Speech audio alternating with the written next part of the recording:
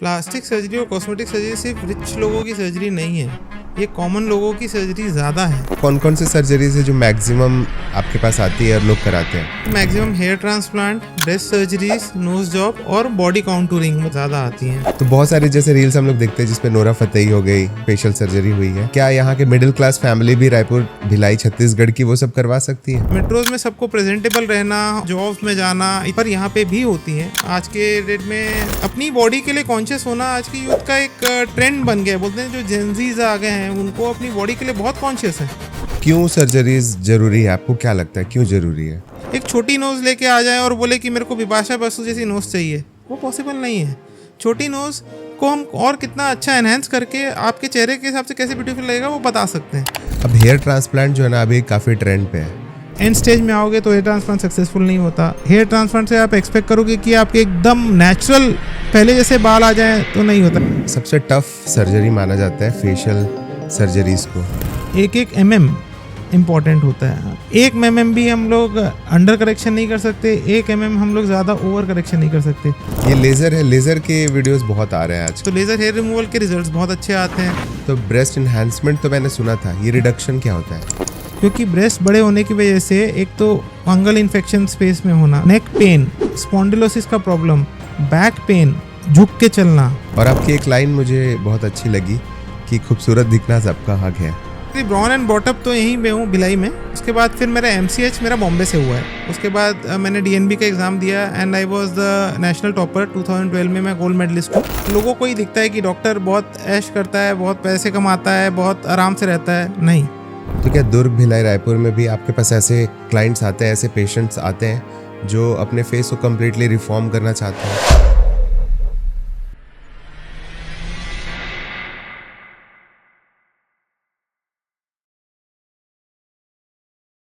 तो आज के पॉडकास्ट में हम लोग उन चीज़ों को डिस्कस करने वाले हैं जो हम लोग रील्स पे देखते हैं ज़्यादातर और हमारे आसपास बिल्कुल नॉलेज नहीं होता है। So thank you Deepak ji हमारे पॉडकास्ट में आने के लिए, हमारा इनविटेशन एक्सेप्ट करने के लिए।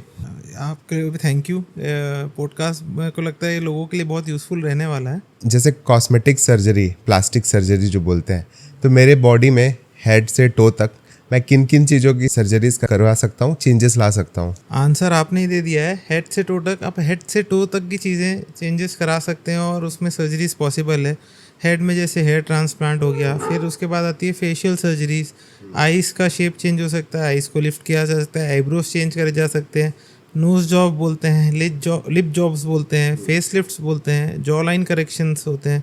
तो फेस में बहुत सारी सर्जरी होती है। फिर नेक आता है, नेक में कुछ मार्क्स रहते हैं या फोल्ड्स रहते हैं तो नेक लिफ्ट होती है। फिर ट्रंक में ब्रेस्ट सर्जरीज होती है, मेल्स में गायनेकोमेस्टिया सर्जरीज, फीमेल्स में ब्रेस्ट एनहेंसमेंट या ब्रेस्ट रिडक्शन सर्जरीज, आर्म्स में ब्रेकियोप्लास्टीज, कुछ टैटूज़ निकालना और कुछ स्कार करेक्शन करना, कुछ डिफॉर्मिटी करेक्शन करना। वैसे ही अब लोअर लिम्स में भी वही। फिर हम लोग नेल करेक्शन सर्जरीज भी करते हैं। किसी के अनइवन नेल्स हैं, नेल्स को शेप देना से लेकर। अच्छा, नेल्स को भी शेप दिया जाता है। तो हेड से टो तक में काफ़ी सारी चीज़ें पॉसिबल हैं जो स्किन रिलेटेड हैं और ऊपर के अपीयरेंस से रिलेटेड हैं। वो सारी चीज़ें प्लास्टिक सर्जरी या कॉस्मेटिक सर्जरी में पॉसिबल हैं। कुछ टाइम से तो हम लोग रील्स वगैरह में, मतलब जैसे सोशल मीडिया आया है, ये सब देख रहे हैं, वीडियोस आते रहते हैं, इंटरनेशनल भी, नेशनल भी, सेलिब्रिटीज़ भी। तो कौन कौन से सर्जरीज है जो मैक्सिमम आपके पास आती है और लोग कराते हैं? फॉर कॉस्मेटिक सर्जरीज मेरे पास maximum hair transplant, breast surgeries, nose job और बॉडी काउंटूरिंग, मतलब बॉडी को शेप में लाने की सर्जरीज आती हैं, ज़्यादा आती हैं। ये सब हमारे रायपुर, छत्तीसगढ़ में भी होता है? हाँ, रायपुर, छत्तीसगढ़, भिलाई सब जगह होता है ये चीज़ें। लोगों में अवेयरनेस बहुत कम है इस चीज़ों का। हम लोग अभी अवेयरनेस क्रिएट करने की कोशिश कर रहे हैं। सबको यही लगता है कि मेट्रोज़ में ज़्यादा होती हैं सर्जरीज, मेट्रोज़ में ही होती है सर्जरी।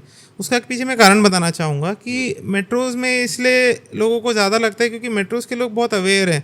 आजकल सोशल मीडिया में भी अवेयर हैं, पेपर्स और सारे मीडियाज़ में अवेयर हैं। और ऐसा नहीं है कि यहाँ लेवल ऑफ एजुकेशन वहाँ अलग है, यहाँ अलग है, पर यहाँ का लेवल ऑफ एजुकेशन वो सब चीज़ें नहीं देखता है, वो सब चीज़ों को प्रायोरिटी नहीं देता है।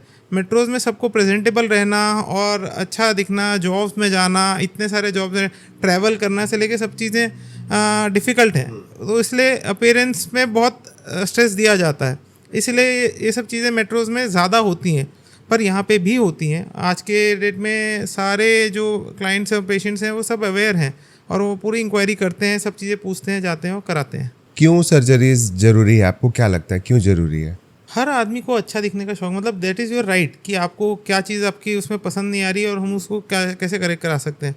कोई जो आप बोलते हैं आजकल सर्जरी शेमिंग जो चल रहा है, वो कोई भी बॉलीवुड एक्ट्रेस या एक्ट्रेस करा रही है, उसमें बहुत सारे रील्स आ जाते हैं कि इन्होंने सर्जरी कराई है और उनको एक्सप्लेनेशन देना पड़ता है। क्यों एक्सप्लेनेशन देना? उनकी बॉडी है, उनको कोई चीज़ पसंद नहीं है तो वो चेंज कराना चाहती है। पेरेंट्स, मैं आपको बहुत सारे ऐसे एग्जांपल्स दे सकता हूँ जिसमें कि ये कि वो पेशेंट की इंडिविजुअल चॉइस है एंड हम लोग उसमें हेल्प कर रहे हैं।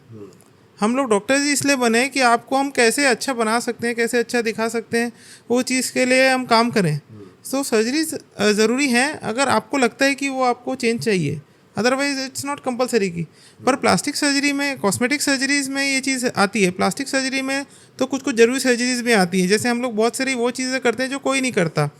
रिकन्स्ट्रक्टिव सर्जरी जैसे बर्न रिकन्स्ट्रक्शन एक एसेंशियल पार्ट ऑफ सर्जरी हो जाता है। डिफॉर्मिटीज़ जो आती हैं, बर्न मतलब अगर जल गया पार्ट तो उसको ठीक करते हैं। जल गया पार्ट उसको ठीक करना, फिर जलने के बाद जैसे डिफॉर्मिटीज आती है, बहुत से लोग आप इमेजेस वगैरह में देखते होंगे, किसी की गर्दन चिपक गई है, हाथ चिपक गया है, डिफॉर्म हो गया है, वो सब करेक्टिव सर्जरीज में आता है, जिसमें हमारा टारगेट रहता है कि हम मैक्सिमम फंक्शनल दे सके पेशेंट को, कि अपना काम पूरा अच्छे से कर सके। पूरी चीज़ें तो जो अब नॉर्मल जो गई है उसको हम लोग ठीक नहीं कर सकते हैं, लेकिन मैक्सिमम फंक्शन कैसे दे सकते हैं। कैंसर रिकन्स्ट्रक्शन सर्जरीज हो गई जो बहुत इंपॉर्टेंट है। इंडिया में लोग गुटखा बहुत खाते हैं, सिगरेट बहुत पीते हैं, तो एवरी जो कट जाता है पार्ट, पूरा जो कट जाता है, जो आप मूवीज में देखते हैं ना, कि कैंसर, ये मेरी जिंदगी राजू की स्टोरी, राजू की स्टोरी। तो राजू की स्टोरी का एक major part plastic surgeon play करता है। जो ऑन्को सर्जन जो रहता है, कैंसर सर्जन, वो तो निकालने का काम करता है, बनाने का काम हमारा है। तो ये भी तो बोलते हैं, ये भी तो बोला जाता है कि be the way who you are. तो इतना चेंज करने की क्या जरूरत है खुद को? वो भी तो be the way who you are ही है। You should have the right to choose yourself how you want to look. तो be the way who you are is a correct term. वो सामने वाला बोल रहा है ना, आपको किसी चीज़ में प्रॉब्लम है भाई। आपको अगर चेहरे पे एक मोल है जो आप रोज़ कांच में देख रहे हो, बोलते हैं निकलवा लूँ, नहीं निकलवाऊँ, और आप अगर मेरे से कंसल्ट कर रहे हो और मुझसे पूछ रहे हो सवाल कि निकालने के बाद वो ज़्यादा अच्छा दिखेगा कि निकालने के पहले दिखेगा, तो अगर मैं आपको बोलूँ कि वो निकालने के बाद आपके चेहरे पे एक छोटी सी लाइन बस दिखेगी, वो मोल नहीं दिखेगा, आप करा लोगे, तो फिर क्यों be the way you are? You can look better ना, एंड दैट्स योर चॉइस। आपको रोज अपने आप को देखना है ना। तो बहुत सारे जैसे रील्स हम लोग देखते हैं जिसपे नोरा फतेही हो गई कि फेस प्लास्टिक सर्जरी हुई, फेशियल सर्जरी हुई है, तो क्या यहाँ के मिडिल क्लास फैमिली भी रायपुर, भिलाई, छत्तीसगढ़ की वो सब करवा सकती है? प्लास्टिक सर्जरी और कॉस्मेटिक सर्जरी सिर्फ रिच लोगों की सर्जरी नहीं है, ये कॉमन लोगों की सर्जरी ज़्यादा है। इनफैक्ट आप मानेंगे नहीं, रिच लोग सिर्फ ना नॉन सर्जिकल, उसमें हमको अपने फेस से कुछ छेड़छाड़ नहीं करना, टैंट्रम्स ज़्यादा रहते हैं। पर एक मिडिल क्लास पब्लिक या नॉर्मल पब्लिक आती है, उनको बिल्कुल टेंशन नहीं रहते। उन लोग को अभी भी डॉक्टर्स पे बहुत बिलीफ है कि वो जो बताएंगे वो बेस्ट करेंगे। तो it is a middle class surgery, it's not a very costly surgery. सारी सर्जरीज कॉस्टली नहीं होती। आपका अच्छा दिखना आपके लिए कैसे कॉस्टली हो सकता है? और मैं तो बोलूँगा कि जैसे बहुत लोग बोलते हैं हर्निया सर्जरीज, हाइड्रोसील सर्जरीज या बाकी जो सर्जरीज होती है, लेप्रोस्कोपिक सर्जरीज होती हैं, वो आप कंपल्सिव सर्जरीज में गिनते हैं। और वहीं प्लास्टिक सर्जरी आती है तो उसको लगता है कि वो एडिशनल सर्जरीज है। ऐसा नहीं है, वो भी आपके मेंटल पीस के लिए, आपके सोशल वेलबींग के लिए और आपके साइकोलॉजी के लिए बहुत इंपॉर्टेंट है। कैसे इंपॉर्टेंट है ये? जैसे यूथ का एग्जांपल देता हूँ। मेल्स में गायनेकोमेस्टिया होता है। गायनेकोमेस्टिया मतलब मेल ब्रेस्ट का बड़ा होना। आपको शायद जानकारी नहीं होगी, एवरी सेकेंड मेल्स में गायनेकोमेस्टिया होता है। उसके ग्रेड्स होते हैं, ग्रेड 1, 2, 3, 4, 5 ऐसा। किसी में ड्यू टू हार्मोन्स या जब प्यूबर्टी आती है, जब बोलते हैं हम, उस समय ज़्यादा होता है, किसी में कम हो जाता है। तो अब मेरे पास ऐसे पेशेंट आ रहा है, उसको अपने गायनेकोमेस्टिया ब्रेस्ट करेक्शन कराना है।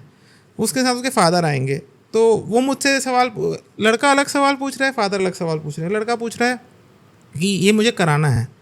वो ये नहीं पूछेगा, मैं उससे कारण नहीं पूछता क्यों कराना है, क्योंकि मुझे कारण पता है।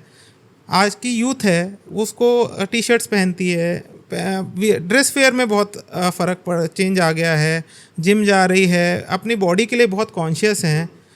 वही उनकी जो फादर वाली जनरेशन है वो बिल्कुल कॉन्शियस नहीं है। उनको जैसे चल रहा है, काम चल रहा है, शर्ट्स पहनते हैं, लूज शर्ट्स पहनते हैं, उनको अपीयरेंस से लेना देना नहीं है। तो वो पूछते हैं कि क्यों कराना ज़रूरी है, तो हम लोग जवाब देते हैं कि इसके अच्छे के लिए, इसके कॉन्फिडेंस के लिए। आज की यूथ को कॉन्शियस होना ज़रूरी भी है। हाँ बिल्कुल ज़रूरी है, क्योंकि जॉब के लिए बाहर जा रहे हैं लोग, और बॉडी, अपनी बॉडी के लिए कॉन्शियस होना आज की यूथ का एक ट्रेंड बन गया है। बोलते हैं जो जेनजीज आ गए हैं उनको अपनी बॉडी के लिए बहुत कॉन्शियस है। वो इतने ज़्यादा कॉन्शियस है कि उनको छोटे से पार्ट भी अगर पसंद नहीं आ रहा है तो वो उस चीज़ के लिए ठीक करने के लिए वो करते हैं। एक का देख के 10 लोग जिम जाते हैं, एक का देख के 10 लोग एक्सरसाइज करते हैं। पहले की जनरेशन कहाँ करती थी? आज आप उनके फादर से पूछो, हम तो अभी भी योगा कर रहे हैं, हम तो अभी भी बस स्विमिंग कर लेते हैं, हम तो नाले में स्विमिंग कर, ये जो वाटर बॉडी है वहाँ पे तालाब में स्विमिंग कर लेते हैं। बट उनको यूथ को स्विमिंग पूल चाहिए, यूथ को एक अच्छी जगह चाहिए। आप उनको बोल दो कि तुम तालाब में स्विमिंग कर लो तो नहीं करेगा। वैसे ही उनको एक अपीयरेंस के दे। तो गायनेकोमेस्टिया सर्जरी बहुत कॉमन सर्जरी जो हम करते हैं, एवरी सेकेंड डे और थर्ड डे मैं गायनेकोमेस्टिया ऑपरेट करता हूँ, एंड इट बहुत ब्यूटीफुल रिजल्ट्स भी हैं। और उसके बाद जो यूथ का कॉन्फिडेंस आता है, मेरे 2-3 पेशेंट्स हैं जो उसके बाद गायनेकोमेस्टिया सर्जरी के बाद बॉडी बिल्डिंग करके they have become some national level पे रिप्रेजेंट किया अपनी बॉडी को। बट इसका भी तो जैसे होता है, किसी चीज़ में ज़्यादा ठीक नहीं होता है, तो एक मॉडरेशन सर्जरी ठीक है।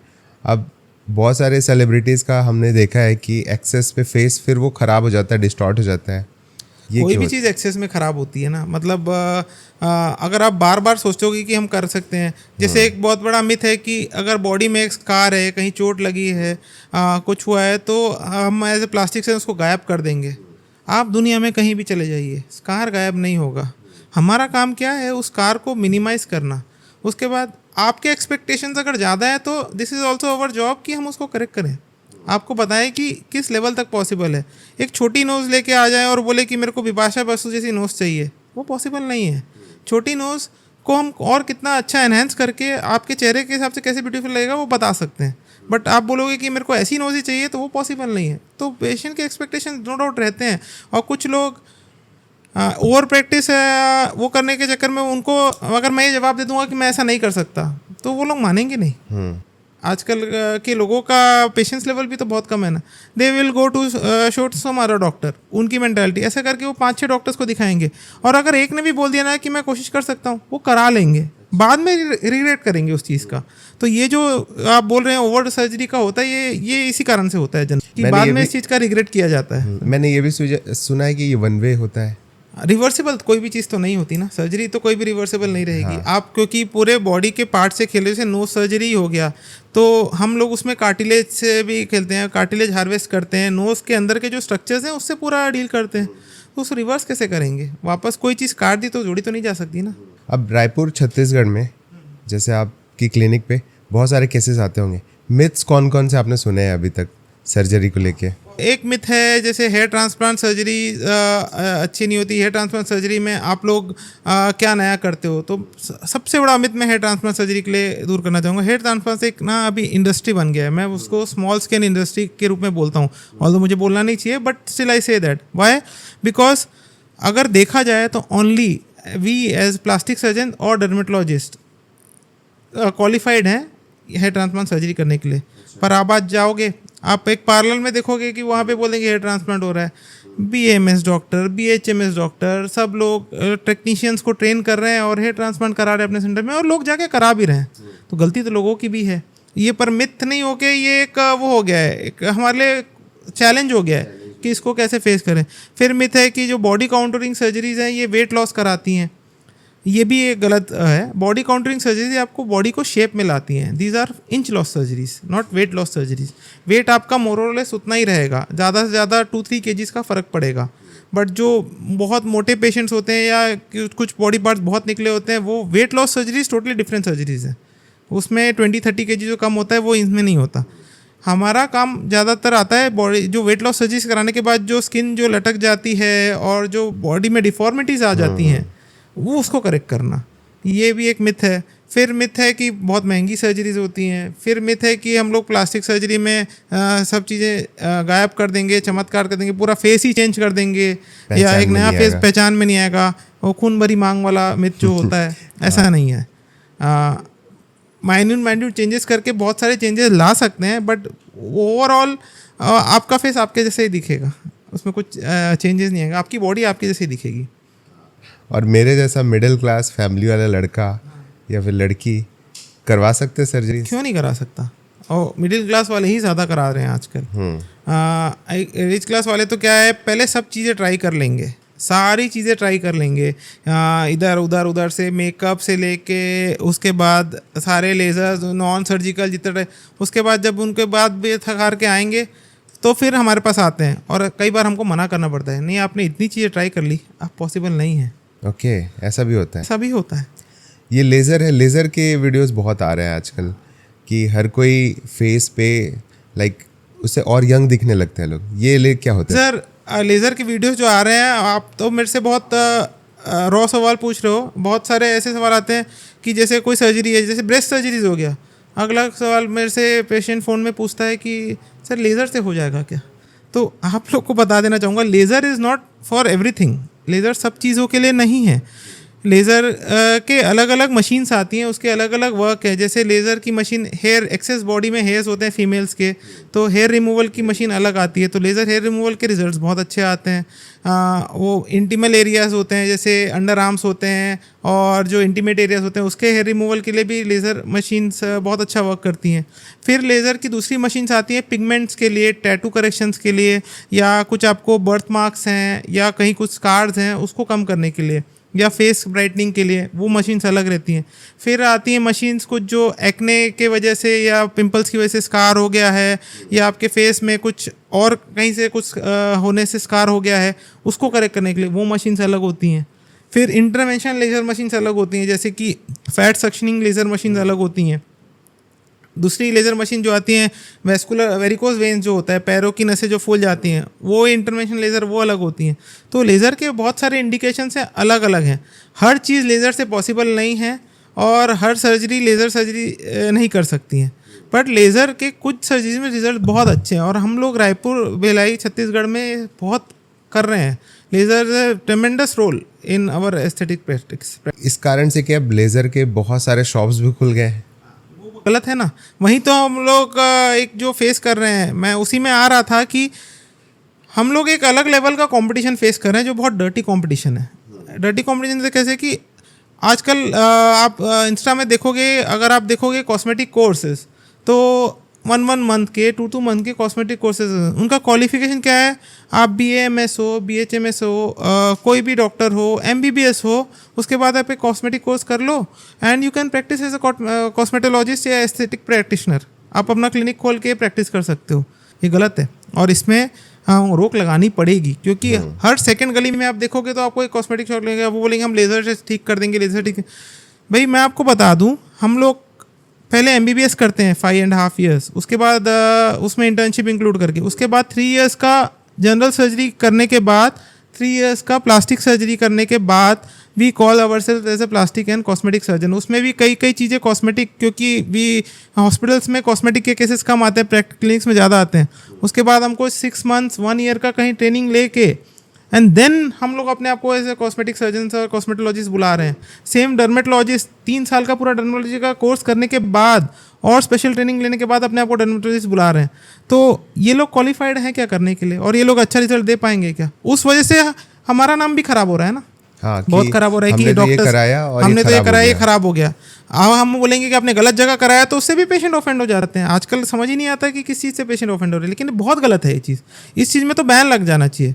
पर आप भी चाहो तो आप एक घर बैठ के पहले BMS या कुछ ऑल्टरनेट डिग्री ले लो और आप फिर पे करो, 1 month का कोर्स करो। उसमें भी आपको 2 weeks जाना है, 2 weeks ऑनलाइन कोर्स। ऑनलाइन में आप चेहरे से, we are dealing with human beings, हम लोग स्किन से डील कर रहे हैं, हम लोग लाइव टिश्यू से डील कर रहे हैं। लाइव टिश्यू डील करने पे हम कैसे वो कर सकते हैं? हाँ, एक तरफ डर्मेटोलॉजी और plastic surgeon, cosmetic surgeon top rankers होते हैं। हाँ, और एक तरफ बहुत सारे शॉप्स भी खोल रहे हैं। और ये हमारा कॉम्पिटिटर अगर हम बोले तो हमको भी बोलने में शर्म आती है ना। हाँ, इस चीज़ के लिए। ओके, सो आपने पढ़ाई कहाँ से स्टार्ट की, किस शहर से चालू किया, कैसे कैसे आपकी जर्नी रही? मैं बेसिकली ब्रॉन एंड बॉटअप तो यहीं में हूँ, भिलाई में। मेरा स्कूलिंग पूरा भिलाई से हुआ है एंड देन फिर MBBS करने में भोपाल गया। उसके बाद मेरा MS करने, मैंने सारे गवर्नमेंट कॉलेजेस से ही पूरा पढ़ाई करी है, पूरा थ्रू सिलेक्शन पढ़ाई करी है, तो उसमें भी बहुत स्ट्रगल है। लेकिन उसके बाद फिर मेरा MCH मेरा बॉम्बे से हुआ है। उसके बाद मैंने DNB का एग्ज़ाम दिया and I was the national topper 2012 में। मैं गोल्ड मेडलिस्ट हूँ इंडिया लेवल पे। एंड देन मैं वापस आके अपने नेटिव टाउन में प्रैक्टिस करना चालू कर दिया, क्योंकि मुझे ऑफर्स बहुत थे। मतलब आई हैड ऑप्शन कि मैं मेट्रो में भी कर सकता, क्योंकि मैं बॉम्बे से पढ़ा हूँ। बट अपना घर होता है, और अपने जो सुकून यहाँ पे है छत्तीसगढ़ में है, आपको अवेयरनेस ला के है, वो सुकून वहाँ नहीं मिलता। जो लाइफ यहाँ की आराम से चलती है, आप वो लाइफ वहाँ नहीं मिल सकती है आपको। तो फिर आपने दुर्ग में अपना क्लिनिक ओपन किया है। पर हमारे MBBS, हमारे डॉक्टरी में भी बहुत स्ट्रगल है। सिलेक्शन प्रोसेस ही अपने आप में स्ट्रगल है। आप अभी देखेंगे तो जैसे सिर्फ दुर्ग भिलाई रायपुर मिलाएंगे तो मोर देन 1000 MBBS सीट्स हैं। हम लोग जब करके निकले थे तो पूरे MP छत्तीसगढ़ एक साथ था। पूरे 6 कॉलेजेस में मिला के 700 सीट्स नहीं थी। अब आप सोच लीजिए कि कितना लेवल का। तो इसमें भी मुझे लगता है कि लेवल ऑफ एजुकेशन जो जा रहा है, वो हम लोग ने जो टाइम किया था बहुत अच्छा था। अब उसमें कोई कहीं ना कहीं लगाम लगाना ज़रूरी है, और लगाम नहीं लग रही है। आप स्टूडेंट्स तो कर लोगे, आप डॉक्टर्स तो बना लोगे, आप टीचर्स कहाँ से लाओगे? How will you Bing teachers? तो बहुत सारे लेक्यूना है। तो डॉक्टरी पढ़ना अपने आप में मैं बोलूँगा IAS के पढ़ाई के इक्विवेलेंट है, और there is no going back. हम एक बार MBBS बन गए तो हम कुछ और ऑल्टरनेटिव नहीं कर सकते। एटलीस्ट IAS में तो ये है कि आजकल अपन देखते हैं TVs में कि प्रिपेयर कर रहे हैं, कुछ ही लोगों का होता है सिलेक्शन। सेम रेशियो है डॉक्टर्स का भी, इतने लोग जो एग्ज़ाम दे रहे हैं उसमें कुछ लोग का होता है। सबसे बड़ा प्रॉब्लम कहाँ है? जैसे MBBS 600 लोगों ने MBBS क्लियर किया है, उसके बाद वो स्पेशलाइजेशन में तो जाएगा। आज MBBS की वैल्यू आपको भी पता है कि बहुत नहीं है स्पेशलाइजेशन में जाने के लिए। तो वो जो 600 जो कॉम्पिटिटिव एग्जाम में बैठेगा, स्पेशलाइजेशन सीट सिर्फ 100 है। तो 1 in every 6 MBBS doctor is getting specialisation. ये कितना बड़ा लेक्यूना है, ये कोई नहीं सोच पाता है। और ये 600 MBBS के लिए 6 लाख लोगों ने एग्जाम दिया। हाँ, 600 MBBS के लिए 60,000 लोगों ने एग्जाम लिया। 1:10 का रेशियो है। तो ऐसी टोटल नंबर ऑफ सीट्स आप कैलकुलेट करोगे तो 1:10 पहले MBBS बन रहे हैं, उसमें 1:6 फिर स्पेशलाइज कर रहे हैं, उसके बाद हम सुपर स्पेशलिस्ट करते हैं। उसके लिए भी एग्जाम क्लियर करना पड़ता है। उसमें 1 in every 10th is getting a super speciality. So it's very difficult. आपने प्रिपरेशन भी इतना लंबा टाइम किया है, कुछ टिप्स देना चाहेंगे? प्रिपरेशन तो मैं टिप एक ही चीज़ देना चाहूँगा, मैं पोस्ट MBBS टिप्स ज़्यादा देना चाहूँगा, क्योंकि आजकल कोचिंग सभी करते हैं। बट चेंज कहाँ हुआ है, पैटर्न कहाँ चेंज आया है? हम लोग सारी स्टैंडर्ड बुक्स पढ़ते थे during the time of MBBS। सारे सब्जेक्ट 19 या 20 सब्जेक्ट्स की सारी बुक्स हम लोग एकदम स्टैंडर्ड बुक्स पढ़ते थे। अब जो सिचुएशन आई है, अब लोग ना सिर्फ पास होने के लिए पढ़ रहे हैं, कॉम्पिटिटिव एग्ज़ाम की तैयारी नहीं कर रहे हैं। और फिर उसके बाद उसकी कोचिंग्स चल रही हैं, सब हो रहा है कि आप, मुझे ऐसा लगता है कि बीइंग MBBS, आपने MBBS अगर क्लियर कर लिया है, नीट क्लियर कर लिया है, तो आपको फिर आगे कोई पढ़ा नहीं सकता। आप खुद इतने सफिशिएंट हो कि आप अपनी पढ़ाई कर सकते हो। अगर कोई आप टिप मांगना चाहेंगे तो मैं ये देना चाहूँगा कि आप अपनी सेल्फ स्टडी करो। आप इतने कॉम्पिटिटिव रहो कि आपसे कोई कॉम्पीट नहीं कर पाए। अपना एक क्वेश्चन बैंक बनाओ सारे सब्जेक्ट्स का। अपनी बेसिक्स ठीक रखो, थ्योरी ठीक रखो, प्रैक्टिकल ठीक रखो। अपना बेसिक्स में अगर कॉन्सेंट्रेट करोगे तो बहुत आगे तक जाओगे। डॉक्टर्स की लाइफ भी तो बहुत ऊपर नीचे होती है। हाँ, डॉक्टर्स की लाइफ भी बहुत ऊपर नीचे होती है। आप MBBS का उसमें फ़र्क पड़ जाता है कि आप प्रैक्टिस कहाँ करना चाहते हो। सबसे बड़ी बात, अगर आप मेट्रो में प्रैक्टिस करना चाहते हो तो आपको अपने आप को एस्टैब्लिश करने में टाइम लगेगा। मैं जब आया हूँ यहाँ पे as a plastic and cosmetic surgeon, मुझे 5 साल लग गया लोगों को ये अवेयरनेस कराने में कि ये सर्जरीज अभी भी होती हैं यहाँ पे। अच्छा सर, ये भी होता है आपके यहाँ? अच्छा, ये भी होता है, हमको तो पता ही नहीं था ये होता है, हमको तो पता ही नहीं। हाँ, एग्जैक्टली। मैंने भी आपका वेबसाइट देखा, हाँ, तब मुझे पता चला इतनी सारी सर्जरीज होती है। 5 years मुझे लगा ये चीज़ एस्टेब्लिश करने में कि ये चीज़ें होती है। आपको एक फेथ बनाने में और 5 years लगता है। तो वो एक स्ट्रगल पीरियड। हम लोग 32-33 में तो क्वालिफाई होते हैं प्रैक्टिस करने के लिए, अगर सुपर स्पेशलिटी या कुछ डिग्री लेके आ रहे हैं तो। जैसे MCH के बाद कुछ नहीं है पढ़ाई, ये मेरी हाईएस्ट डिग्री है जो मैं लेके आया हूँ। बट आई क्वालिफाइड MCH में 31 years old। उसके बाद मुझे अब 5 साल प्रैक्टिस में लगाना है, अपनी प्राइवेट प्रैक्टिस करना है। और गवर्नमेंट में ये अंतर है कि गवर्नमेंट आपको रेडीली प्रैक्टिस तो मिल जाएगी, लेकिन गवर्नमेंट के अपने बहुत सारे डिलेमास और लूप होल्स और सारी चीज़ें हैं। और गवर्नमेंट के प्रैक्टिस करने वाला डॉक्टर एक गवर्नमेंट के प्रैक्टिस वाला डॉक्टर ही बन जाता है। मेंटालिटी बहुत चेंज हो जाती है, क्योंकि वहाँ पे पेशेंट सब चीज़ें टेकन फॉर ग्रांटेड लेके आते हैं कि उनका इलाज फ्री में होगा। क्या इलाज होगा, कैसा होगा, उनसे उनको मतलब नहीं है। और प्राइवेट में जब आता है पेशेंट तो उसको ये रखता है कि उसको बेस्ट इलाज होना चाहिए, भले ही जो लगना है लग जाए पर बेस्ट होना चाहिए, और इसलिए हम गवर्नमेंट नहीं गए, ऐसा हमको आके बोलते हैं। ऐसा नहीं है कि गवर्नमेंट में इलाज नहीं होता, और ऐसा नहीं है कि हर प्राइवेट में बहुत अच्छा इलाज होता है, लेकिन वो मिथ को दूर करने में बहुत समय लगेगा। उस चीज़ के लिए पेशेंट अवेयरनेस बहुत ज़रूरी है। तो स्ट्रगल है, बहुत स्ट्रगल है। डॉक्टर की life is not easy life. वो बस वो फॉरेन में ही या लोगों को ही दिखता है कि डॉक्टर बहुत ऐश करता है, बहुत पैसे कमाता है, बहुत आराम से रहता है। नहीं, एक पेशेंट भी अगर आपका ऑपरेट, मैं तो सर्जन हूँ ना, एक पेशेंट भी अगर मेरा कुछ कॉम्प्लिकेशन में आ जाता है तो रात को हम लोग सो नहीं सकते हैं, नींद खराब होती है, इमरजेंसी कॉल्स अटेंड करना पड़ते हैं। कभी कुछ रात को प्रॉब्लम आ गया, आपने सुबह सर्जरी किया, शाम को फ़ोन आ गया रिलेटिव का कि इसको ब्लीडिंग हो रही है, स्वेलिंग आ गया, आपको अटेंड करना पड़ेगा। So you can not keep your phone off और आप निकल गए, जैसे लोग निकलते हैं। मैं वेकेशंस में भी जाता हूँ तो भी मेरे को अपना फ़ोन ऑफ ऑन करके या फॉरवर्ड करके या किसी को हैंड ओवर दे के जाना पड़ता है। तो लाइफ तो बहुत टफ है, लाइफ इजी नहीं है। और आज की डेट में जब पेशेंट्स का फेथ कम होता जा रहा है, ये सब फालतू कारणों की वजह से।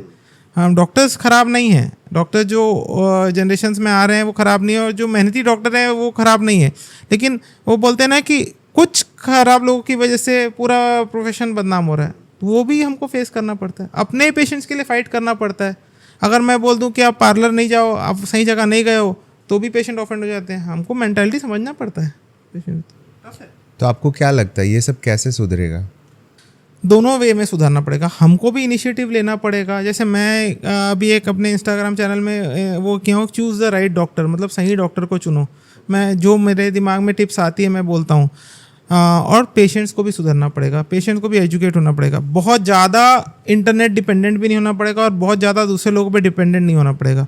छत्तीसगढ़ का ही एग्जांपल देता हूँ मैं। छत्तीसगढ़ में 3 मेन सिटीज़ आप बोलते हैं, उसके बाद भी हैं सिटीज़, अंबिकापुर है, रायगढ़ है, सब जगह है, पर वो मेन सिटी, वहाँ पे मेडिकल फैसिलिटीज़ बहुत एडवांस नहीं है जितनी दुर्ग, भिलाई, रायपुर में है, बिलासपुर में है। सबको यहीं आ रहे हैं। अब क्या हो रहा है कि पेशेंट पहले अपने लोकल डॉक्टर को दिखाएगा, अब वो लोकल डॉक्टर कम क्वालिफाइड है, वो फिर कोई पहचान के डॉक्टर को दिखाएगा, और फिर वो कोई थर्ड पहचान के डॉक्टर को दिखाएगा। रेफरेंसेस और रेफरेंसेस में चीज़ें बहुत ख़राब हो रही हैं। ये रेफरेंसेस बंद करना पड़ेगा। पेशेंट को खुद पता करना पड़ेगा कि हमको बेस्ट डॉक्टर कौन है, इस चीज़ के लिए कौन डॉक्टर है, भले आप 3 जगह दिखाओ। फिर सेकेंड ओपिनियन एक चीज़ आती है, एक हम लोग बोलते हैं, मतलब 3 जगह पेशेंट दिखा के उनको उनकी मन की सुनने की जो आदत हो गई है वो चीज़ को भी दूर करना पड़ेगा। तो सेकेंड ओपिनियन भी ले रहे हैं। तो अब बहुत बार मेरे पास जैसे कोई बर्न सर्जरी कराने आया, दूसरी बार वो जाएगा तो कोई एक छोटे हॉस्पिटल में दिखा देगा, बोलेगा, कोई उसको बोल देगा सर्जरी की ज़रूरत नहीं है, तो वो ओपिनियन को ज़्यादा बैठाएगा। वो ये नहीं देख रहा है कि अगर उसको सेकेंड ओपिनियन भी लेना है तो अगर वो प्लास्टिक सर्जन को दिखाए तो कोई सेकेंड प्लास्टिक सर्जन से ही लेना। अगर वो ओपिनियन डिफरेंट कर रहा है तो that is a different matter. पर यहाँ पे अवेयरनेस की बहुत कमी है, तो पेशेंट्स को भी बहुत चूज़ करना पड़ेगा, अपने डॉक्टर्स को बहुत अच्छे से चूज़ करना पड़ेगा और अवेयर होकर चूज़ करना पड़ेगा। गाँव के पेशेंट्स बहुत कम एजुकेटेड रहते हैं, उनको मतलब ही नहीं रहता, उनको किसी ने हॉस्पिटल का नाम बताया होता है, बस उनको कोई मतलब नहीं। और ये कॉर्पोरेट कल्चर आने से, मल्टीपल हॉस्पिटल्स खुलने से, स्कीम्स में बहुत सारे प्रॉब्लम्स होने से, जिसमें मैं बात करूँगा, ये प्रॉब्लम हो गया है कि सबको हॉस्पिटल चलाना है ना, और फिर पेशेंट्स को लगने लगेगा कि डॉक्टर लूट रहे हैं। भाई आप एक चीज़ समझिए, मैं अगर 4 इन्वेस्टिगेशन लिख रहा हूँ तो मैं आपके बेनिफिट के लिए लिख रहा हूँ, क्योंकि 2 कारण है उसके। एक तो मैं कोई लिटिगेशन में फंसना नहीं चाहता हूँ। कल की डेट में अगर मैंने कुछ मिस कर दिया और आपने क्लेम कर दिया तो रिजल्ट मेरे अगेंस्ट ही आएगा, इसलिए मैं एक इन्वेस्टिगेशन ज़्यादा लिखता हूँ। उससे ये मतलब उसका मतलब ये नहीं हुआ कि मेरे को आपके पैसे खर्चा कराने हैं, मेरे ऊपर भी कुछ ऑब्लिगेशंस हैं जो मुझे पूरे करने हैं। प्लस आपको ये लगता है कि हॉस्पिटल भी लूटता है, तो एक हॉस्पिटल बनाने में कितनी मेहनत लगती है वो उस पर आप लुकआउट करो और रन करने में। अगर आप किसान हो, आपके अगर गवर्नमेंट ने 120 रुपीज़ में धान खरीदी किया तो आप लोग आंदोलन कर देते हो कि ये तो कम है। जैसे ही उसको गवर्नमेंट ने 240 कर दिया आप लोग हैप्पी हो। तो सेम हमारे हॉस्पिटल के साथ भी रनिंग कॉस्ट होता है, एक हॉस्पिटल बनाने का कॉस्ट आता है, हॉस्पिटल में स्टाफ मेंटेन करने का कॉस्ट आता है, ओटी रन करने का कॉस्ट आता है, आईसीयू रन करने का कॉस्ट आता है, मेडिकेशंस का कॉस्ट आता है, मेंटेनेंस लगता है, एएमसी, सीएमसी, इतने खर्चे हैं। तो कहीं ना कहीं तो हमको एक स्टैंडर्ड मेंटेन करना पड़ेगा, रेट्स का मेंटेन करना पड़ेगा। तो आप ये नहीं बोल सकते कि हम लूटते हैं। बट आपको नहीं लगता कि हॉस्पिटल्स के प्राइजेस में भी एक रेगुलरिटी आनी चाहिए गवर्नमेंट के द्वारा? पर उसमें बहुत बड़ा लेक्यूना गवर्नमेंट की तरफ से भी है। गवर्नमेंट की स्कीम्स में मैं अपनी प्लास्टिक सर्जरी में, जैसे आयुष्मान भारत, अभी आप सुने होंगे, हाँ। मेरे पास फ़ोन आते हैं कि ये चीज़ का इलाज हो जाएगा क्या, तो मैं बोलता हूँ हाँ हो जाएगा। सेकेंड क्वेश्चन जो मेरे से पेशेंट पूछते हैं, आयुष्मान भारत में हो जाएगा क्या? फिर मुझे सोचना पड़ता है कि क्या है जैसे तो प्लास्टिक में ही मैं बोलूँगा कुछ कोड्स दिए ही नहीं गए हैं। कॉस्मेटिक सर्जरी तो आउट ऑफ क्वेश्चन हो जाती है, क्योंकि अच्छा दिखना उसको एज अ जरूरी इलाज नेसेसिटी नहीं मानती गवर्नमेंट। पर ठीक है, that is a second thing to talk about. Primarily जो चीज़ नेसेसिटी है उसके भी कोड्स बहुत कम हैं, किसी के कोड्स बहुत कम है, किसी के एक्स्ट्रा कोड्स हैं। अब जैसे एग्जांपल दूंगा, बीच में गवर्नमेंट ने कैटरेक्ट सर्जरीज को हटा दिया आयुष्मान भारत से, आई की। क्यों हटा दिया? उसका कारण जो आईज पे होती है। क्यों हटा दिया? क्योंकि इतने ज़्यादा कैटरेक्ट सर्जरीज लोग कर रहे थे उस स्कीम में, उन्होंने इतना पैसा डाल दिया था कि फिर जब पैसा देने की बात है तो हटा दिया, क्योंकि रैंडमली कैटरेक्ट हो रहा था, जो अनइंडिकेटेड नहीं है वो भी हो रहे हैं। ऐसे मेल प्रैक्टिस होती है, मैं ये नहीं बोलता नहीं होती, बट उसमें रेगुलेशन कौन लगाएगा? हम तो नहीं लगा सकते ना, स्कीम आप ही लेके आए हैं। जैसे कुछ में फेशियल फ्रैक्चर्स के होते हैं, स्पेशलिटी बात करो, जैसे जबड़ा टूट जाता है, जबड़ा टूटने का जो पैकेज है, अब आप देखेंगे आयुष्मान में तो कुछ हार्डली 12-15,000 का पैकेज है, उसमें सब इंक्लूड करना है। आदमी सीटी स्कैन करा रहा है, इन्वेस्टिगेट करा रहा है, ऑपरेट हो रहा है, एनेस्थीसिया में ऑपरेट हो रहा है, और उसका डिस्चार्ज हो रहा है, डिस्चार्ज मेडिकेशन के साथ। आपको लगता है 12,000 में पॉसिबल है? 12,000 में तो आज के डेट में नॉर्मल सर्जरीज भी नहीं होती, तो हम कैसे करेंगे? तो उसके लिए एक बैठ के वो करना पड़ेगा, हमको डिसाइड करना पड़ेगा कि हम रेट्स क्या रखें। इसलिए private hospital should be free to choose their rate. आपको जम रहा है तो कराओ। मैं तो आजकल कई पेशेंट्स को बोल देता हूँ, आपको ठीक लग रहा है तो आप कराइए, आपको लग रहा है कि आपका कहीं कम में अच्छा इलाज हो गया तो आप मोस्ट वेलकम हो। मैं आपको रोकने के लिए इंसिस्ट नहीं करूँगा, पर मेरे से जो लेवल बन सकता है मैं वो कर पाऊँगा, और मैं से जिस उसमें प्राइवेट प्रैक्टिशनर हूँ करके जिस रेट में बन सकता है उतना मैं कर पाऊँगा, उससे ज़्यादा मैं नहीं कर पाऊँगा, क्योंकि मेरे को भी तो अपना कॉस्ट कंसिडरेशन वगैरह सब देखना पड़ेगा। हम लोग आज प्राइवेट हॉस्पिटल्स में एक मैनेजर अपॉइंट कर रहे हैं कि वो सारे एक्सपेंसेस देखे, सारी चीज़ें देखें। आपको पता है, आपने सुना होगा ये चीज़, आप ये उसमें देखते होंगे, बिल्डिंग्स में, कॉर्पोरेट ऑफिसेज में देखते होंगे मैनेजर रहते हैं फ्लोर में। आजकल हॉस्पिटल्स में फ्लोर मैनेजर है। इसमें तो बहुत लंबा डिस्कशन चल सकता है, इसके लिए हम अगला पॉडकास्ट फिर से करेंगे। हाँ, तो ये तो हो गई हॉस्पिटल की बात। अब पेशेंट डॉक्टर रिलेशन के बारे में भी बात कर लेते हैं हम लोग। हाँ। क्या पेशेंट को अभी बहुत ट्रस्ट है डॉक्टर्स पे? बहुत डाइसी क्वेश्चन है। नहीं, मैं इसका जवाब एक लाइन में दूंगा कि नहीं, बहुत ट्रस्ट नहीं है डॉक्टर्स पे, और उसके पीछे बहुत सारे रीजंस हैं। जो एक मेन रीज़न है कि एक कमर्शियल प्रैक्टिस, कॉर्पोरेट कल्चर के आने से हम भी ट्रस्ट डेवलप नहीं कर पा रहे हैं पेशेंट्स पे, और पेशेंट्स भी आजकल सोशल मीडिया पे ज़्यादा बिलीव करके और डॉक्टर्स पे कम बिलीव कर रहे हैं। उसके लिए ज़रूरी है ट्रस्ट को वापस रीडेवलप करना पड़ेगा, और हम दोनों साइड से मेहनत करनी पड़ेगी। और ट्रस्ट की बात करें तो पेशेंट को एक्सपेक्टेशन भी बहुत है आज की डेट में डॉक्टर्स से, और एक्सपेक्टेशन का भी लेवल है। कुछ लोगों को लगेगा कि रायपुर में तो ये हो नहीं सकता, हम बॉम्बे जाके कराएंगे तो अच्छा होगा, हम दिल्ली जाके कराएंगे तो अच्छा होगा। तो ये ट्रस्ट इशू सेम चीज़ सिटी, छोटे सिटीज़ में हम कोरबा में नहीं कराएंगे, हम रायपुर में कराएंगे, और रायपुर वाले मुंबई में कराएंगे। आप ये देखिए ना, मैं खुद बॉम्बे से पढ़ा हूँ, I am practising in Bhilai in spite of studying in Mumbai. तो क्वालिफाइड तो मैं उतना ही हूँ ना जितना कि, और मैं जो चीज़ कर सकता हूँ वही आपको बताऊँगा। तो ऐसा क्या बॉम्बे में हो जाएगा जो आपको नहीं होगा? अब क्या हो गया है, पेशेंट्स आते हैं, वो देखते हैं सेटअप अच्छा है कि नहीं, डॉक्टर का क्लिनिक अच्छा है कि नहीं, हॉस्पिटल कलर अच्छा है कि नहीं, क्लास नहीं बोल रहा हूँ, मिडिल क्लास भी, हॉस्पिटल सेटअप अच्छा है, स्टाफ अच्छा है कि नहीं, रिसेप्शन अच्छा है कि नहीं, कोई ब्रांड्स की बात हो गई। तो हम लोग सबसे ज़्यादा हैप्पी कौन से पेशेंट से रहते हैं आपको बता रहा हूँ। अब 10 साल हो गया प्रैक्टिस करते हैं। अब मेरे पास जब पेशेंट आता है ना, बोलता है कि हमको ये पेशेंट ने भेजा था, बोला यहीं जाना, यही सर्जरी होगी, that makes me most happy, क्योंकि वो एक कॉन्फिडेंस के साथ आता है। आपको जो करना है डॉक्टर साहब आप करिए, हमको पता है आप अच्छा ही करेंगे, आपने उसके साथ अच्छा किया था, हमारे साथ खराब कैसे करेंगे। तो एक हैप्पी पेशेंट ही ना एक दूसरे पेशेंट जो टू बी पेशेंट है उसको विश्वास दिला सका। तो मैं यही बोलता हूँ, अगर आप आपके ट्रीटमेंट से खुश हो तो आपके एरिया में 4 जगह बताओ कि ये ट्रीटमेंट यहाँ होता है, क्योंकि बहुत लोग तो अवेयर ही नहीं होते। बहुत लोग बताते हैं कि हम आपके पास जैसे हेयर ट्रांसप्लांट करा के गए, फिर कोई पड़ोसी पूछता है कि कहाँ से कराया, तो बोले हम भिलाई से कराया, मैं ये डॉक्टर के पास, डॉक्टर दीपक के पास से कराया। अब बोलते हैं अरे वहाँ भी होता है, हम तो बॉम्बे से करा के लाए। तो अब मैं एक इनिशिएटिव लेता हूँ, पेशेंट को बोलता हूँ कि आप 10 जगह अगर आप खुश हो तो आप बताओ, आप दुखी हो तो भी आप बताओ कि यहाँ पे इलाज चाहिए ना। आप मेरे से क्वेश्चन कर सकते हो, you have the right to ask me every question, but आप 10 लाख बताओगे और वो एक फेथ से आएंगे, वही हमारा कॉन्फिडेंस वापस बिल्डअप कर पाएंगे। तो इसका एक रीज़न कम्युनिकेशन गैप भी है, बहुत बड़ा रीज़न है कम्युनिकेशन गैप। कैसे उसको फिल कर सकते हैं? हमको भी ज़्यादा टाइम देना पड़ेगा पेशेंट्स को, हमको भी समझाना पड़ेगा। आज की पेशेंट को समझाने में बहुत डिफरेंस आ गया है। एक शहर के पेशेंट को समझाने में मैं डिफ्रेंशिएट कर रहा हूँ। इसका ये मतलब नहीं कि मैं कुछ चीज़ में वो पैदा कर रहा हूँ, रिफ्ट पैदा कर रहा हूँ, सपोर्ट कर रहा हूँ। बट गांव का पेशेंट आता है, वो एक बहुत अच्छे फेथ के साथ आता है, एंड बहुत, हम लोग उसको ईजी पेशेंट्स बोलते हैं। उनको एक बार में समझा दो, उनको एक तो ज़्यादा चीज़ समझती नहीं है, मेडिकल फील्ड के बारे में ज़्यादा वो पता नहीं है, इंटरनेट वगैरह भी ज़्यादा नहीं देखते हैं।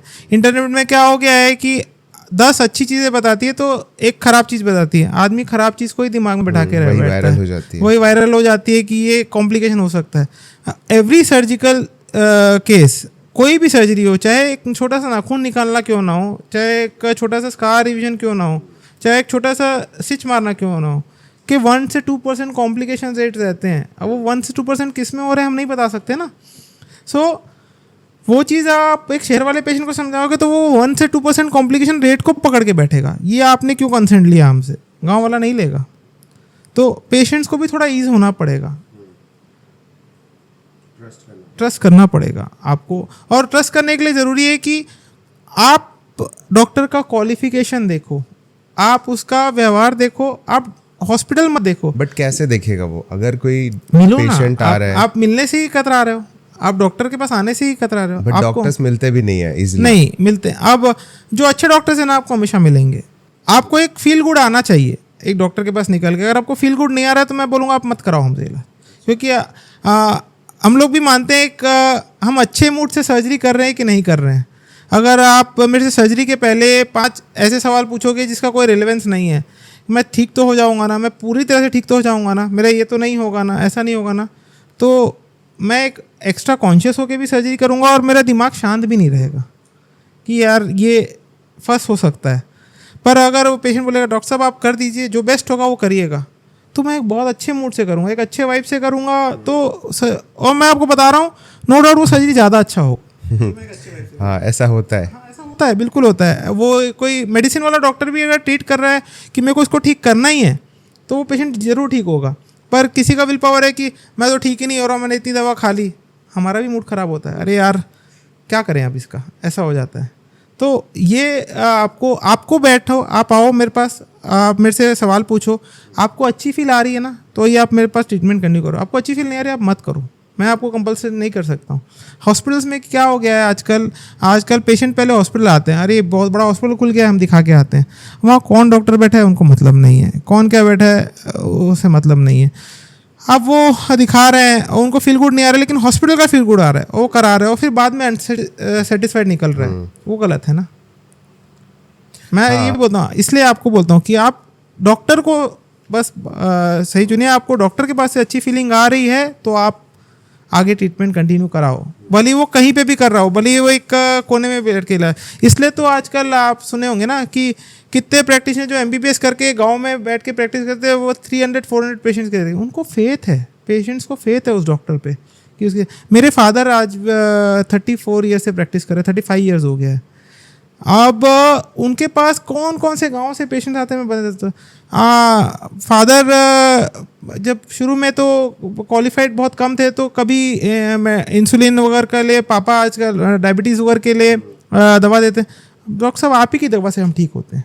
अच्छा नहीं होते हैं, बहुत सारे पेशेंट होते हैं जो भगवान मानते हैं डॉक्टर्स को। आप भगवान भी मत मानो, लेकिन आपको अगर फील गुड आ रही है तो ये आप कराओ इलाज। मैं इनफैक्ट मेरे फादर बोल देते हैं कि और अच्छे डॉक्टर नहीं आप जो दोगे हम ठीक है, अगर नहीं होगे ठीक, आप जैसा बोलोगे हम वैसा करेंगे।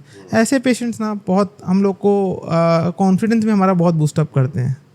और जब ट्रीटमेंट के लिए जा रहे हो तो ब्रांड ना देखो, डॉक्टर्स को देखो। हाँ आपको मैं अपने फ्रेंड्स को भी यही बोलता हूँ, मेरे फ्रेंड्स तो सब अलग अलग सेक्टर्स में हैं, बहुत सारे बिजनेस वाले हैं यार। पूछते हैं कि दीपक कैसे हम क्या करें अगर हमको किसी को दिखाना हो, तो बोला आप मेरे से पूछो ना, मैं आपको सजेस्ट कर दूंगा कि कौन बेस्ट है, यहाँ पे बेस्ट है कि नहीं, आपको कहीं बाहर जाके दिखाना है क्या। आप मेरे से ये सवाल मत पूछो या यहाँ दिखाएं कि बॉम्बे में दिखाएं।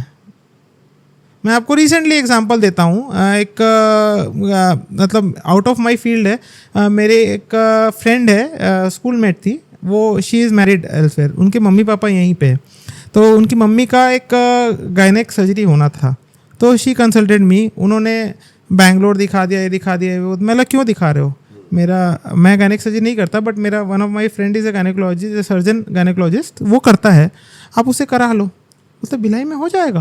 बोला हाँ हो जाएगा, आप दिखा दो, मैं बता देता हूँ।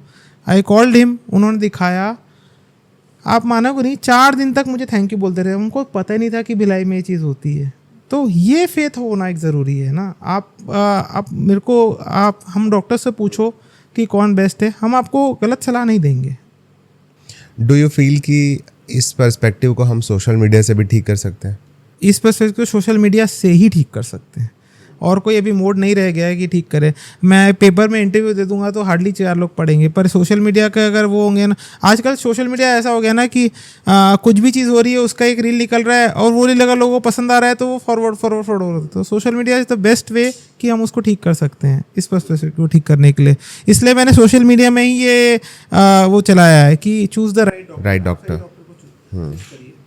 बाकी डॉक्टर्स को आप क्या सलाह देना चाहेंगे? बाकी डॉक्टर्स को मैं ये सलाह दूंगा कि आपको प्रैक्टिस करने के लिए भी बहुत मेहनत करना पड़ेगा, मतलब आपको एक सेट होने के लिए भी बहुत मेहनत पड़ेगा। एंड पेशेंट कॉन्फिडेंसी और फिर से बोलूँगा, बाकी डॉक्टर्स के लिए ये बोलूँगा कि पेशेंट का कॉन्फिडेंस आप पे होना इज़ द अटमोस्ट थिंग जिसको आपको इंपॉर्टेंस देना चाहिए। बाकी सब चीज़ें को साइड में छोड़ेगी कि मेरा हॉस्पिटल चलेगा कि नहीं चलेगा, मेरी प्रैक्टिस चलेगी कि नहीं, हैं वरीड, हम लोग डॉक्टर्स हैं वरीड कि हमारी प्रैक्टिस चलेगी कि नहीं चलेगी, ये सब चीज़ें, बट वो सब चीज़ें साइड लाइन है।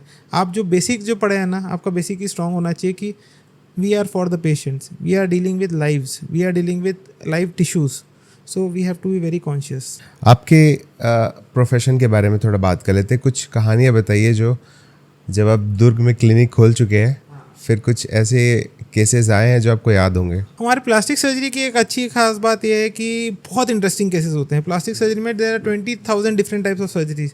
2-4 एग्जांपल मैं बताऊंगा। जैसे एक पेशेंट मेरे पास आया, वो आया था, उसका ट्रक के ऊपर से पैर चला गया था, तो क्रश हो गया था बहुत बुरी तरह से ही। वो 2 हॉस्पिटल्स में गया, तो छोटे हॉस्पिटल्स में गया होगा, वहाँ पे किसी ने एडवाइस कर दी कि पैर को काटना पड़ेगा। फिर वो कहीं से, उसके पेरेंट्स काफ़ी रिलक्टेंट थे, 12-13 ईयर्स की चाइल्ड थी, तो पेरेंट्स काफ़ी रिलक्टेंट थे कि नहीं हम कोशिश करेंगे। मेरे पास आए, मुझे नहीं पता था कि वो 2 जगह से अलग ओपिनियन लेके आए। मैंने पेशेंट को देखा, मैंने बोला मैं पूरा ट्राई करूँगा और मेरे को ऐसे चांस लगता है कि पैर बच जाएगा, तो बोले आपको ट्राई करिए। आज वो लड़की अब 17 साल की हो गई है, she is selected for a job and she is doing walking with the same leg, तो वो बहुत सेटिस्फेक्शन देता है। वैसे ही किसी को ये नहीं पता, एक पुलिस वाला था, अच्छा, उसका कुछ एक्सीडेंट में अंगूठा अलग हो गया था, अलग मतलब अलग, वो एक हाथ में अंगूठा लेके आया था और दूसरे हाथ में हाथ लेके आया था, तो थोड़ा क्रश भी था। तो मेरे पास आया पता करते हुए कि प्लास्टिक सर्जन जोड़ते हैं, ऐसा सुना है। उनके एसपी ने से मेरी बात हुई, जो सुपरिटेंडेंट पुलिस है, वो कांस्टेबल था। वो बोला तुम क्या चाहते हो, मैंने पूछा, तो बोला कि मेरे को वापस गन चलाना है, मैं राइट हैंड हूँ, मेरे को वापस गन चलाना है और उसको होल्ड करने के लिए मेरे को अंगूठा बहुत ज़रूरी है। तो मैंने एसपी से बात की, मैंने उनको बताया कि 15% से 20% चांसेस है कि हम इसको जोड़ लेंगे, बाकी क्रश कंपोनेंट और वो सब देखते हुए एक क्राइटेरिया के हिसाब से 80% चांस है कि नहीं बचेगा। एसपी ने मुझे बोला कि सर डॉक्टर साहब 5% भी चांस होना तो आप ट्राई लीजिए। सो हमने ट्राई किया, 4 आवर्स से वो सर्जरी चली, आज वो गन चला रहा है। 3 years डाउन द लाइन वो वापस अपने उसमें पोस्ट में है and he is driving gun. तो ऐसे पेशेंट्स बहुत रेयरली हमको वो करते हैं, और आज भी आता है वो अपने उसका जो गांव में जो लोकल है वो मिठाई लेके आता है, बता मैं बोला मैं नहीं खाता मिठाई, तो बता नहीं खिलाऊंगा। फिर एक और अच्छा केस है, सिंपल केस था, एक फीमेल थी, वो एयर होस्टेस बनना चाह रही थी, तो उनके एग्ज़ाम्स हो, उनके कुछ क्राइटेरियाज होते हैं, उनके चेहरे पे 3-4 स्कार्स थे, तो she came to me and said कि मेरे को स्कार्स रिमूव करने हैं। बड़े बड़े स्कार्स थे, अलग अलग टाइप के स्कार्स थे। तो मैंने कहा कि स्कार आपके रिमूव तो नहीं होंगे, but I can make sure कि स्कार एकदम पतली लाइन के जैसे दिखें। आप कहीं भी जाओ, उन्हें डॉक्टर साहब आप गायब कर दीजिए। मैं कहाँ गायब हो सकते हैं? मतलब आप कहीं भी जाओगे दुनिया में गायब नहीं हो पाएंगे। हाँ, बट जो रिज़ल्ट मैं दे सकता हूँ, मैं बेस्ट आपको दूंगा कि आपको मिनिमल दिखे वो स्कार। एक्सेप्ट करी एंड 6 मंथ्स चला उसका ट्रीटमेंट। अलग अलग प्रोसीजर्स करके हमने उसको स्कार्स को बहुत मिनिमाइज़ किया। आज वो एयर होस्टेस है, इंटरनेशनल उसमें फ्लाई कर रही है। सो ऐसे बहुत सारे हैं छोटे छोटे इंसिडेंट। हमारे पास वैरायटी बहुत है, क्योंकि मैं बोला ना हेड टू टो हम लोग काम करते हैं, तो वैरायटी ऑफ बहुत पेशेंट्स आते हैं। बहुत किस्से हैं, बहुत कहानियाँ हैं, और जो आपको एक सेटिस्फेक्शन देते हैं और आपको एक फील गुड वाली फीलिंग देते हैं कि नहीं आप ठीक कर रहे हो। अब हेयर ट्रांसप्लांट जो है ना अभी काफ़ी ट्रेंड पे है। 3 साल पहले एक भी बंदा नहीं दिखता था, और आजकल आसपास में बहुत सारे लोग दिखते हैं। क्या क्या प्रिकॉशंस और पोस्ट कॉशन हम लोगों को लेने चाहिए इसके लिए? सबसे मेजर प्रिकॉशन आपको लेना चाहिए कि आपको सबसे पहले अच्छा डॉक्टर चूज़ करना चाहिए। आपने वो वो न्यूज़ कितनी वायरल हुई थी कि एक हेयर ट्रांसप्लांट का पेशेंट मर गया, कर्नाटका या कहीं की न्यूज़ थी। किसी ने उसका बैकग्राउंड नहीं चेक किया कि उसने एक सैलून में कराया था हेयर ट्रांसप्लांट। सैलून वाले भी करते नहीं, क्वालिफाइड नहीं है पर करते हैं। सबको अपना बिजनेस में बोला ना, एक मिनी स्मॉल स्केल इंडस्ट्री बढ़ गई है। फिर हेयर ट्रांसप्लांट के पहले आजकल फ़ोन आते हैं PRPs, आपने सुना होगा। PRP थेरेपी मतलब एक होती है, अब हम ब्लड निकाल के PRP सेपरेट करके स्टेम सेल इंजेक्ट करते हैं। बोलते हैं हेयर ट्रांसप्लांट नहीं करा के हम PRP कराएंगे, ऐसा। तो हमको समझाना पड़ेगा। आपको अगर फ़ोन करके कोई पेशेंट बोलेगा कि सपोज आप डॉक्टर हो, आपको बोलेगा कि डॉक्टर साहब आप PRP करते हैं क्या, आप क्या जवाब दोगे? करता हूँ। अगर मैं कर रहा हूँ तो वो आइडियली ये राइट क्वेश्चन है या राइट आंसर है? क्या क्वेश्चन ही राइट नहीं है तो आंसर कहाँ से राइट है? क्वेश्चन क्या होना चाहिए कि डॉक्टर PRP के क्या इंडिकेशन है और PRP हमको कराना चाहिए कि नहीं, तो मैं आपको आंसर दूंगा ना। तो हेयर ट्रांसप्लांट में भी वही है। हेयर ट्रांसप्लांट एकदम आप एंड स्टेज में आओगे तो हेयर ट्रांसप्लांट सक्सेसफुल नहीं होता। हेयर ट्रांसप्लांट से आप एक्सपेक्ट करोगे कि आपके एकदम नेचुरल पहले जैसे बाल आ जाएं, तो नहीं होता। हेयर ट्रांसप्लांट प्रोसीजर ही वो है कि हम आपके ही बाल निकाल के दूसरी जगह जहाँ पे लैकिंग है वहाँ डाल रहे हैं। सो हमको रिजल्ट्स पहले से बताने पड़ते हैं। हमको बताना पड़ता है कि आप ये रिजल्ट्स आ गए, और है simple procedure, but it should also be monitored very nicely under OT में, under all. It's a surgical procedure, basically एक सर्जरी है। डर्मेटो सर्जरी बोल लो, आप ये बोलो। और तो कॉन्शियसली और पूरी टीम के साथ करना चाहिए। और बाद में क्या क्या? बाद में ज़्यादा प्रिकॉशन, 3rd डे से तो शैम्पूइंग वगैरह बोल देते हैं, एंड बस थोड़े दिन तक जब तक वो ग्रो नहीं करते हेयर्स को, तब तक हम लोग कैप लगा के और प्रोटेक्ट करने बोलते हैं। उसके बाद कुछ नहीं, आप जैसे रह रहे हो वैसे नॉर्मल अपनी जिंदगी रह। बस रिजल्ट्स के लिए बोलते हैं कि you have to wait for 4 to 6 months, क्योंकि हेयर का साइकिल ही 120 डेज़ का होता है ना। सो 120 डेज़ में तो हेयर ग्रो नहीं करेगा, वो स्लीपिंग फेज में रहता है। तो अगर आप बोलोगे कि हेयर ट्रांसप्लांट करते हैं मेरे 2 महीने बाल नहीं आए, वो भी एक नया चालू हो गया। क्योंकि ये कोई एक्सप्लेन नहीं करेगा, ये कोई टेक्नीशियन एक्सप्लेन नहीं करेगा, ये कोई डेंटिस्ट एक्सप्लेन नहीं करेगा, ये कोई BMS एक्सप्लेन नहीं करेगा, ये हम ही लोग एक्सप्लेन करते हैं। 6 months बाद आप रिजल्ट्स की बात करिए। उतना पेशेंस है तो ही आप कराओ, नहीं तो मत कराओ। ये चीज़ें ध्यान में रखनी चाहिए। इमीडिएट कुछ चीज़ नहीं होती है। Plastic surgery is all about patience for the doctor and patience for the patient. नाम ही पेशेंट है, ठीक है। और मैं आपका वेबसाइट चेक कर रहा था, तो ब्रेस्ट इन्हांसमेंट तो मैंने सुना था, ये रिडक्शन क्या होता है? आपको बड़ा आश्चर्य होगा ये सुन के कि ब्रेस्ट रिडक्शन सर्जरीज होती हैं वो ज़्यादा होती हैं हमारे इंडिया में, क्योंकि पर उसके लिए टैबू भी बहुत है। ब्रेस्ट रिडक्शन मतलब जिनके फीमेल्स के जिनके ब्रेस्ट साइज़ बहुत बड़ा होता है।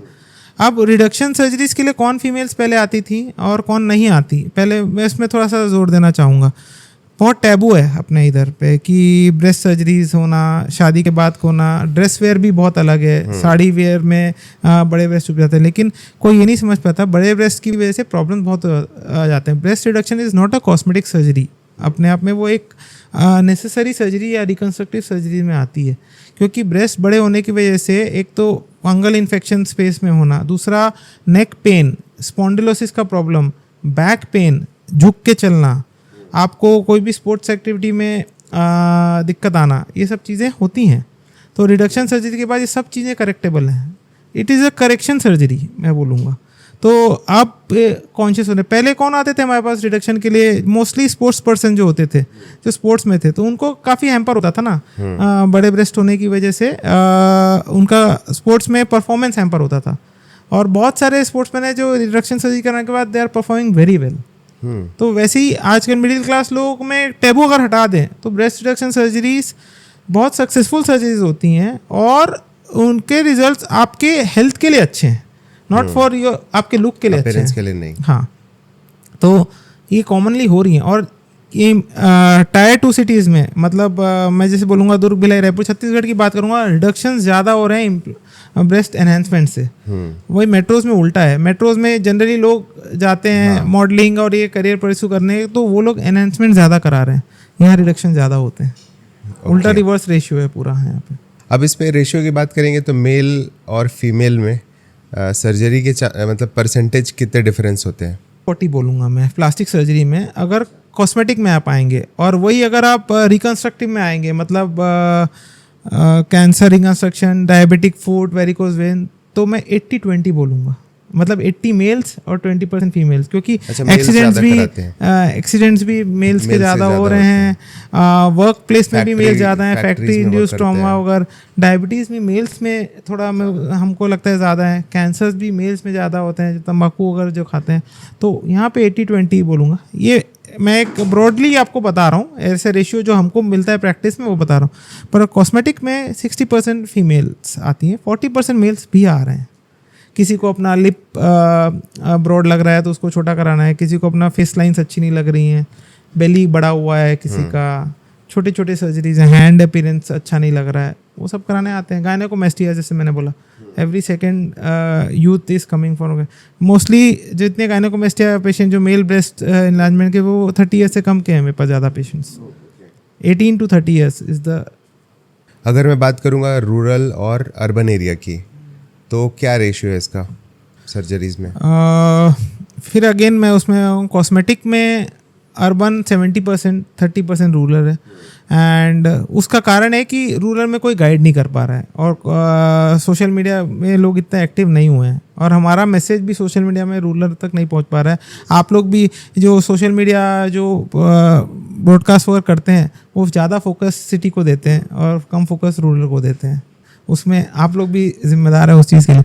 और वही अगर रिकन्स्ट्रक्टिव में या उसमें आऊँगा मैं प्लास्टिक के दूसरे पार्ट में, बर्न, रिकन्स्ट्रक्शन और बाकी में, तो रेशियो जस्ट रिवर्स है। 70% रूरल पेशेंट्स हैं जो आ रहे हैं।